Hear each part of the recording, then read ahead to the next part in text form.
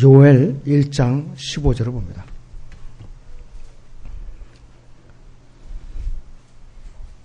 슬프도다 그날이여 이는 주의 날이 가까웠으며 전능하신 분으로부터 오는 멸망처럼 그날이 올 것입니다. 그랬습니다.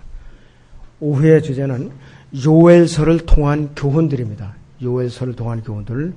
이제 요엘서를 두 번 나누어서 오늘 1부, 다음 주에 이제 2부를 하겠습니다. 요엘서를 통한 교훈들입니다. 요엘서를 통한 교훈들입니다. 이 요엘서는 3장밖에 안 돼요. 그런데 굉장히 중요해요.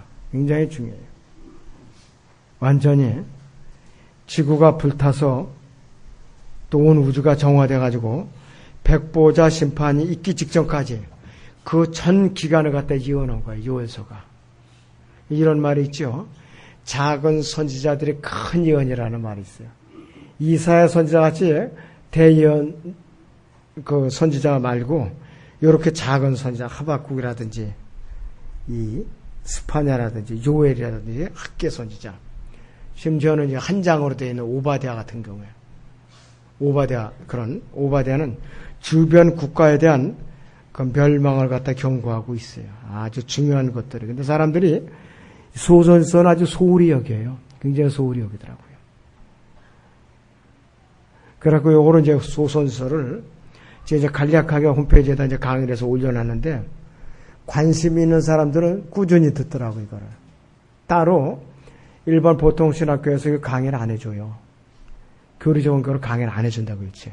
그냥 넘어가지, 슬쩍 그냥. 요엘서는 총 3장 73구절로 되어 있어요. 영어 킹제임스 성경으로. 그런데 요엘서의 3분의 1은 예수 그리스도의 재림과 관련이 있고 그분의 군대가 오는 아마겟돈 전쟁의 모습을 갖다가 묘사하고 있어요. 아마겟돈 전쟁. 굉장히 아주 중요한 주제가 아닐 수가 없어요.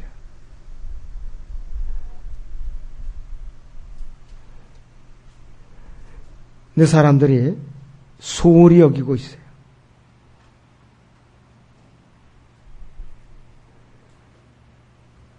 그런데 이 사람들이 막상 이 전하면은 듣질 않죠. 특히 요엘서 2장은 아마겟돈 전쟁에서 주의 군대에 대해서 얘기하고 있고 1장 6절은 깊은 구렁, 끝없이 깊은 구렁에서 나오는 유다 이스카리ot이 대장이 돼갖고 아주 흉측하게 생긴 그런 모습을 한 괴물들이 아마겟돈에 또한 무리를 이뤄서 군대로 오는 거예요. 그 군대하고 지상 재림하시는 예수님의 군대하고 전쟁을 벌이는 거예요. 그 예수님의 주의 군대에 누가 있느냐? 바로 저나 여러분들이 의의 세마포를 입고 흰 말들을 타고 그 전쟁에 앞으로 참여하게 돼 있어요.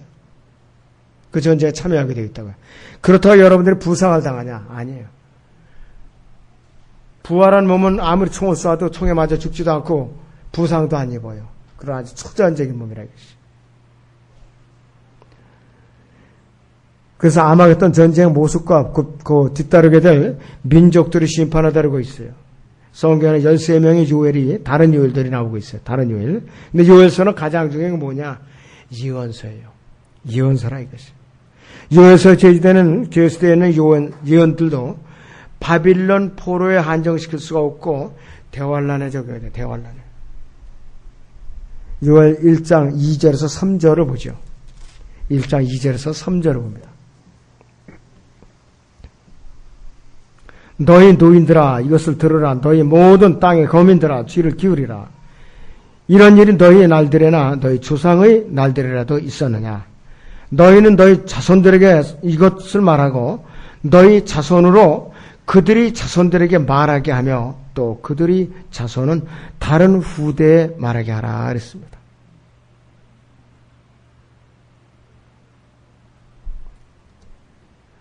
그래서 요엘은 예언자의 눈으로 먼 미래를 바라면서 다니엘 70세 주 대환란 후 3년 반을 예언하고 있어요.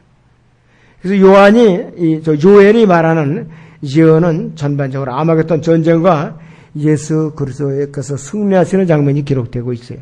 그런데 아마겟돈 전쟁을 묘사하는데 주의 날을 메뚜기 장, 주의 군대, 주의 날 이런 용어들이 계속 나오고 있어요. 아마겟돈은 아마겟돈 전쟁 자체로 끝나는 것이 아니에요. 항상 예수 그리스도가 승리하시는 장면, 또 이 전쟁의 직후에 바로 한 7, 8개월 동안은 땅을 정화시켜요. 땅이 오염돼가지고. 그리고 지상왕국을 세우면서 이스라엘의 남은 자들을 주님께 데리고 천년왕국을 가서 들어가서 왕국을 세우시고 그분께서 1000년 동안 통치하시는 거예요.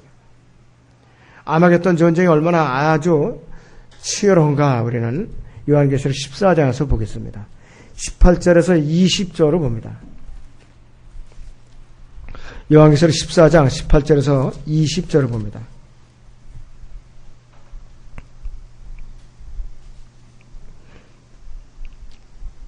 (14장) 18절에서 20절을 봅니다. 불을 다스리는 권세를 가진 또 한 천사가 제단에서 나와 예리한 낫을 가진 자에게 큰 소리로 외쳐 말하기를 너의 예리한 낫을 대어 땅에 포도송이를 거두라. 이는 그 포도들이 다 익었음이라고 하더라. 그러므로 그 천사가 낫을 땅에 대어 땅에 포도송이를 거두어 하나님의 진노의 큰 포도즙 틀에 던져놓으니라. 그 포도즙 틀이 도성 밖에서 짓밟히니 그 틀에서 피가 흘러나와 말고삐까지 닿고 1600스타디온까지 퍼지니라. 2억의 군대가 아주 무참하게 짓밟혀서 예수님의 흰 말에 고삐까지 튀는 장면을 말하고 있는 것이에요. 그분이 입은 세마포가 피로 홍고나게 물드는 것을 말한 거라겠어요. 도성 밖에 아마겟돈 골짜기를 말하는 것이에요. 또 요한계시록 19장을 보겠습니다.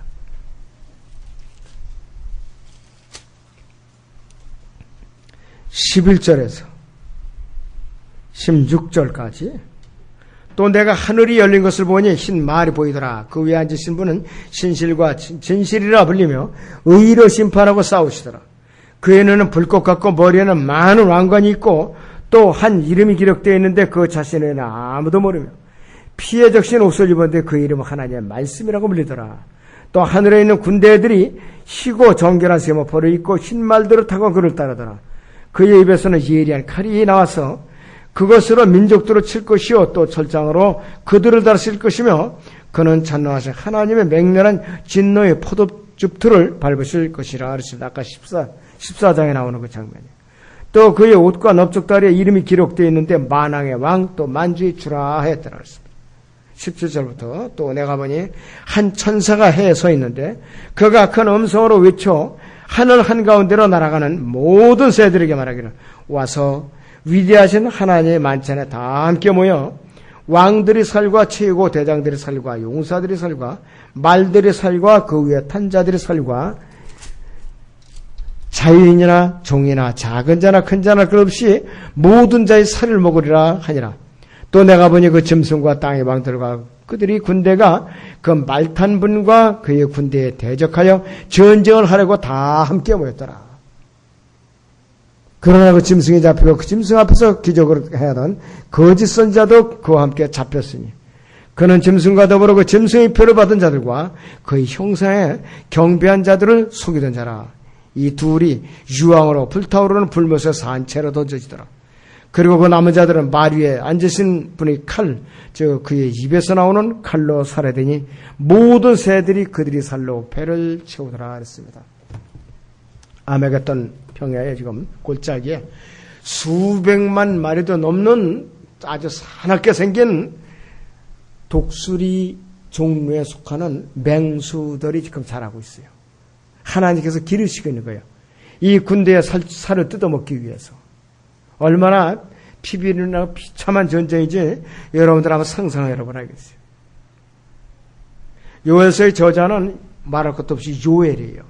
1장 1절을 보시면 푸두엘의 아들 요엘에 임한 주의 말씀이라 그랬습니다. 그런데 푸두엘이라는 말은 하나님의 신실하심이라든지 경건한 성실함이 뜻이에요. 그런데 요엘의 이름은 여호와와 하나님의 복합어예요. 여호와는 요르다 요약을 했고 하나님은 엘이라고 그래갖고 요엘. 이제 여호와는 하나님이다. 여호와는 하나님이시다. 이것이 요엘의 뜻입니다. 그런데 요엘에 대해서는 푸두엘의 아들 요엘이라고 말한 것 외에 성경에서 어떤 기록도 없어요. 정보가. 푸드엘이라든 요엘이라는 외에는. 예언 시기는 BC 885년에서 865년 사이에 약 200년간을 했어요. 200년간. 20년간. 자, 그런데 남한국 유다의 선지자고 이 요엘은 요아스의 통치 기간에 요원을 했던 사람이에요. 역대기하 23장에서 24장에 요아스가 통치하던 그 기간에 사역을 했었어요. 젊은 시절에는 엘리야를 알고 있었던 것으로 알려져 있고 엘리사와는 동일한 그 시대의 사람이었었어요. 요엘은 미래에 대한 예언으로 시작을 했는데 요엘 1장 4절이라든지 11절, 12절, 17절에서 22절과 관련되는 사건들은 언제 사건이냐. 바빌론 제국에 느부갓네살이 왔을 때나 여호야다나 요아스 왕 시대는 한 번도 일어나지 않았어요. 언제 사건이냐. 앞으로 일어날 미래, 대환란 때 일어날 사건들이 전부. 대환란 때 일어날 사건들이라 이거지. 1장에 11절에서 12절을 보겠습니다. 오 너희 농부들아 너희는 부끄러워라. 오 너희 포도원 일꾼들아 밀과 보리를 위해 울부짖으라. 이는 밭이 수확이 다 없어졌습니다. 포도나무는 말랐고 무화과는 쇠잔해졌으며 송루나무와 종로나무와 사과와 밭의 모든 나무들조차 시들었으니 이랬습니다. 이는 기쁨의 사람들이 아들들에게서 말려버렸습니다. 팔레스타인 지역에서 나는 열매들이 포도가 있죠. 그 다음에 무화과가 있죠. 송루나무가 있고 종로나무가 있고 사과나무가 있고 그 다음에 여기에 뭐가 있느냐 이것이 바로 밀과 보리가 있어요. 옥수수라는 말은 없어요. 옥수수는 여기서 언급이 안 되고 있어요.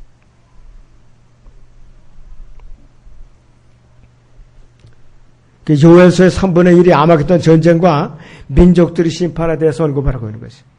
다가오는 주의 군대를 다루고 있어요. 주의 군대에 대해서 다루고 있어요. 그리고 요엘서에 관한 가장 특이한 사실은 뭔가? 요엘이 예루살렘에 있는 어떤 왕에 대해서 언급한 사실이 없어요. 어떤 왕의 이름도 거명한 적이 없어요. 만약 제사 여호야다가 왕의 일을 담당을 했다면은 왕들이 언급되지 않은 이유가 설명이 되었을 것이고 또 요엘서에서 제사장들과 관련된 구절들을 설명하는데 분명히 왕들이 언급이 되었을 거라고 했어요. 전혀 왕들의 기록이 없어요. 요엘은 어떤 북왕국 이스라엘에 대해서도 어떤 언급도 회피했어요. 그래서 일부의 신학자들이 대부분이 이스라엘은 훨씬 이전에 북왕국 이스라엘은 훨씬 이전에 아시라의 포로로 잡혀갔다 이렇게들 주장하고 있어요. 아시라는 이 북왕국 이스라엘은 BC 722년에 아시라 제국의 포로로 잡혀갔어요.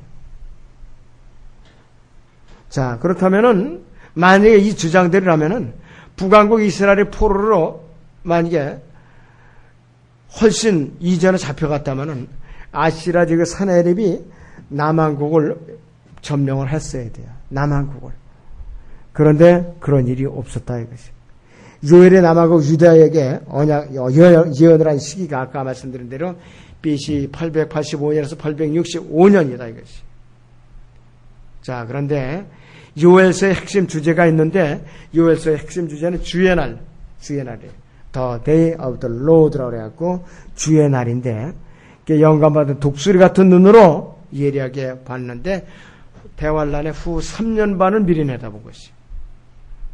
요엘서는 메뚜기 재앙에 대한 이 현재적인 메시지와 요엘서 1장 1절에서 2장 27절까지는 메뚜기 재앙에 대해서 이게 현재적인 재앙으로 다루고 있을 뿐만 아니라 요엘 2장 28절부터 3장 21절 끝까지는 미래에 일어날 일에 대한 메시지를 전하고 있어요. 크게 두 부분을 나누고 있는 것이. 주의 날은 구약의 예언서에서 성경 전체의 주제가 되는 거예요. 성경 전체의 주제가 되는 거 아주 중요한 날이에요. 예수님의 재림과 직접적인 연관이 있어요. 그래서 우리는 주의 날이라는 그 말씀이 언급될 때마다 큰 날의 심판과 언급되는 거예요. 그래서 대환란을 포함해서 예수님께서 또 이렇게 지상제물을 갖고 또 이 천년왕국을 거쳐가지고서 온 우주가 불에 타서 정화되는 백보자 심판까지 그 기간 전체가 주의 날이라고 불리고 있어요. 전부 다. 극심한 대환란 이후에 예수님께서 재림하실 때에 그분께서 그 자신을 대적했던 모든 사람들을 다 아주 잔혹하게 멸망시켰을 거예요. 그래서 이 심판 너무나도 크고 무섭기 때문에 아마겟돈에서 예수님의 원수들이 피가 말고 피까지 찰장 돌았으니까는 엄청난 거예요. 굉장히 여기서 1200스타 되면 어떻게 되느냐. 322km, 키로수로 322km. 그런데 거기 피가 흥분해가지고서 말고삐에까지 핏방울이 이렇게 튀어오를 정도면은 얼마나 많은 사람들이 피를 흘리냐 이것이. 그래서 이 주의 날은 대환란으로부터 예수 그리스도의 재림을 포함해서 이 땅에 지상 왕국이 끝나기 직전에 우주가 정화되는 그 기간까지 백보자 심판 직전까지를 말하는 것이. 사탄의 마지막 발악으로 이 지상 왕국이 끝난 후에 있게 된 우주적인 심판이 굉장히 무섭고 두렵고 떨리는 것이에요. 여러분들 베드로후서 3장 10절을 보겠습니다. 베드로후서 3장 10절을 봅니다.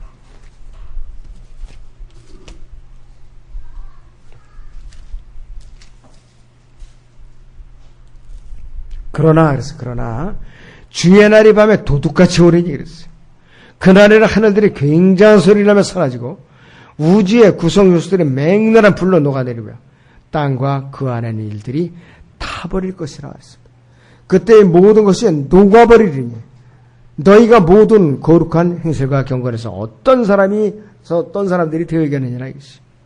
하나님의 나기를 오기를 고대하고 열망하라. 그때는 하늘들이 불에 타서 녹아버리고 우주의 구성 요소들도 맹렬한 불에 녹아낼 것이나 했어요. 여러분들 우주의 구성 요소들이 맹렬한 불에 녹아서 쇳물을 흘러듯이 내린다는 걸 가정을 해봐요. 너무 끔찍하게. 여러분들 지금 울산 쪽에서 지진이 5점 몇 도 정도 났다고 집안이 흔들렸다고 해서 사람들이 불안해하고 있어요. 그런데 우주가 여러분들 불에 타는 거 상상만 해봐요. 미국 캘리포니아에서 얼마 전에 큰 불이 났어요. 서울 면적의 4분의 1인가 다 타버렸다고 그래요. 불이 탔는데도 그렇게 무섭게 보이더라고요. 아주 그 소방용 헬기가 안 되니까 여기 끼고 어떤 비행기로다가 싣고 약을 뿌리고 있잖아요. 소용없어요. 한 군데 뿌리면은 돌아서면 다른 데서 다 일어나고 또 이쪽에서 불이 났는데 저쪽 맞은편에는 그 고속도로 밑에 지하 터널을 통해 가지고서 불이 확 번져 가지고서 맞은편에서 일어나고 그렇게 불이 나더라고요. 자, 대환란 때는 우주를 불로 태서 정화시키는데 이 정도 위력 갖고 하시겠느냐 이거예요. 사람들이 숨을 곳을 찾느라고 안절부절할 거예요. 요한계시록 6장을 보겠습니다.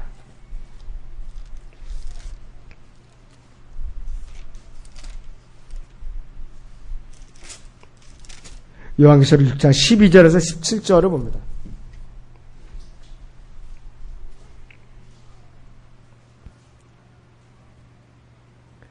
또 내가 보니 어린 양이 6째 봉인을 6째 보라. 큰 지진이 나며 해가 머리털로 짠 천같이 검어지고 달은 빛처럼 되었으며 하늘의 별들이 마치 무화과 나무가 강한 바람에 흔들려 설익은 무화과가 떨어지듯이 땅에 떨어지며 하늘은 두루마리같이 말려서 쓸려가고 모든 산과 섬도 각기 제자리에서 옮겨졌으니 땅의 왕들과 위대한 자들과 부자들과 대장들과 힘있는 자들과 모든 종과 모든 자유인이 각자 토굴과 산들이 바위 틈에 숨어서 산들과 바위들에게 말하기를 우리 위에 떨어져서 보호자에 앉으신 분의 얼굴과 어린 양의 진노에서 우리를 숨기라.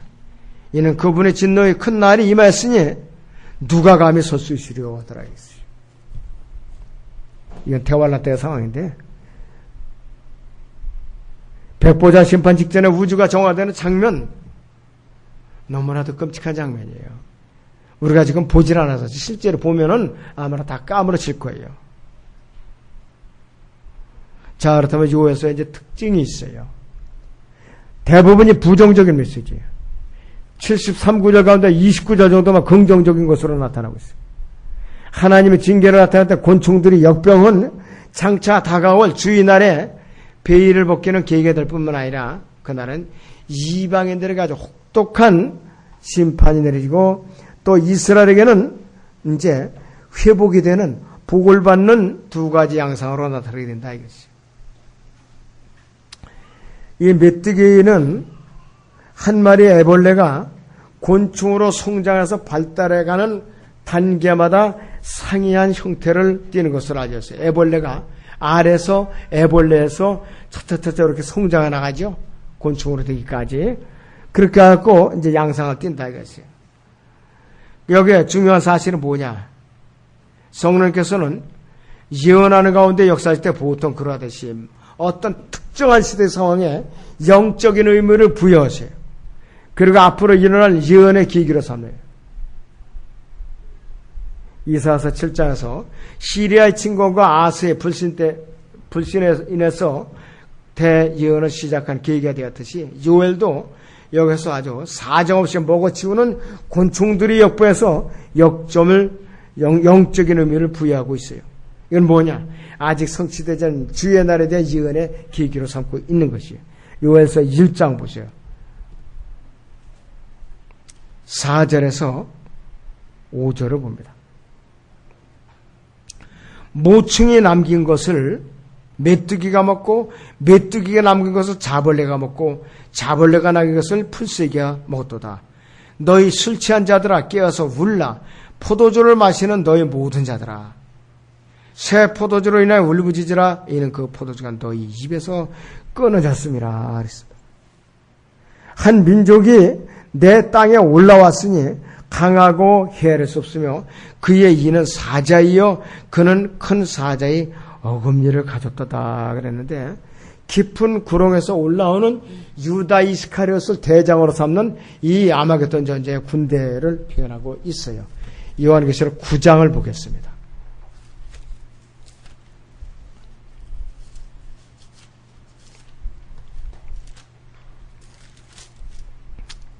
요한계시록 9장에 1절부터 다섯째 천사가 나팔을 불 때 보라 내가 보니 하늘에서 별 하나가 땅에 떨어지는데 그가 끝없이 깊은 구렁의 열쇠를 받더라. 그가 끝없이 깊은 구렁을 여니 큰 용광로의 연기 같은 연기가 구렁에서 올라오는데 해와 공기가 그 구렁의 열기로 말미암아 어두워지더라. 또 그 연기가 메뚜기들이 땅 위로 나왔는데 땅의 전갈들이 지닌 권세와 같은 권세를 받더라. 그들에게 명령이 내려지기를 땅의 풀이나 또 어떤 푸른 것이나 어떤 나무도 해치지 말고 다만 그들이 임하여 하나님의 인장으로 표시받지 아니한 사람들만 해치리라 이것이 14만 4천 명만 제외하고 해치라고 해요. 14만 4천 명은 여호와라는 하나님의 이름을 갖다가 각이 내려냈어요. 이마에 인을 쳐놨다 이것이 해치지 못하게.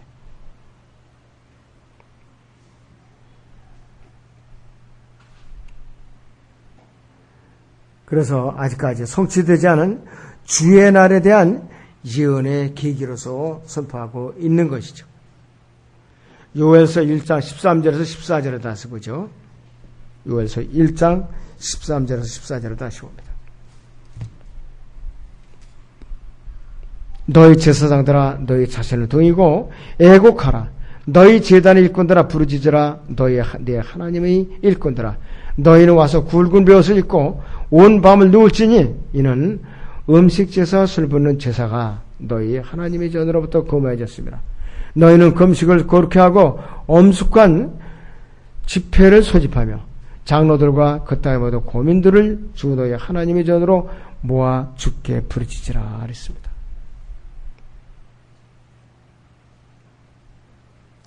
요엘서 2장에서 내용이 본격적으로 전개되면서 문자적인 메시지가 아니라 장차 다가올 주의 날에 관한 내용으로 모든 장면을 가동 배우는데 교리적으로 볼 때는 실제적으로 대환란 기간 중에 모세가 이집트에 내렸던 재앙 10가지를 몰고 와서 다시 또 문자적인 건축대가 있을 것이고 이 땅에 사람들이 많이 죽은 후에 요한계시록 9장 마귀와 불의는 메뚜기 떼가 그 땅으로 한 민족으로서 온다 이것이에요.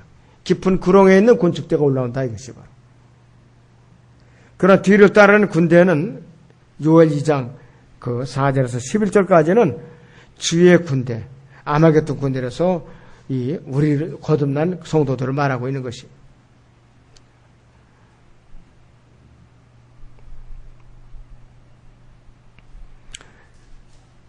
자, 그래서 이 주의 군대는 전체 상황의 현 시대의 마지막 때, 이방인들의 때의 마지막이나 아마겟돈 전쟁이 그 다음에 이스라엘 회복 왕국이 복이 되어야 될 바로 그때를 묘사하고 있는 것이죠. 자, 그래서 이 요엘서는 굉장히 짧은 메시지예요. 그러나 굉장히 먼 미래까지 바라본 그런 예언서를 우리는 간과해서는 안 되죠. 자, 그래서 우리가 주님께서 이제 우리를 부르셨을 때에 확실하게 주님의 음성인지 마귀의 음성인지 오전에도 말씀드린 분별력을 가져야 돼요. 영적 분별력을 가져야 된다 이것이. 아무쪼록 여러분들이 마지막 때에 요엘서를 꾸준히 묵상하면서 더 훨씬 자세한 교훈을 받으시기 바랍니다.